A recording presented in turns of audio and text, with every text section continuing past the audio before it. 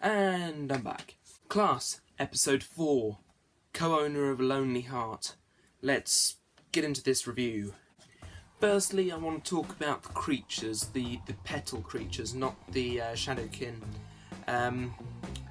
Petal creatures, I feel, are going to come into their element next week. This week, just basically nibbly petals that eat the occasional squirrel. And that's not overly threatening.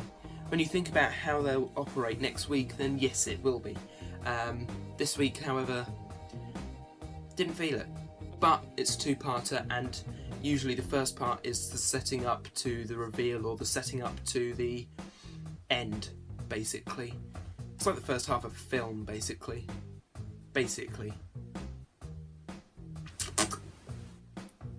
Korakynus, the leader of the Shadowkin, is back, killing his own kind this time, who don't save him from owning April's heart, which is very odd. The tear with the heart beating in and out, I thought it was good. The love scene was odd.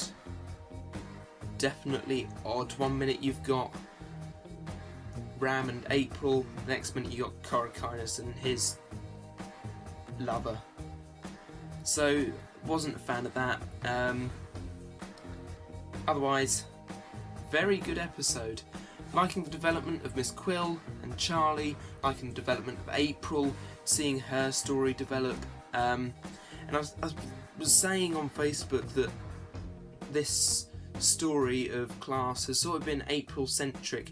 Though episode 2 didn't feature it, it's sort of almost like the setup, because it focuses on Ram and what he goes through in the first sort of month or so, and then he comes into April's life on a personal level, so it's still sort of setting up her life.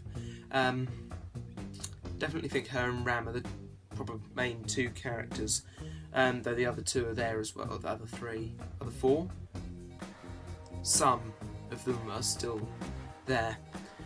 We get another look into the lives of the governors with the new headmistress,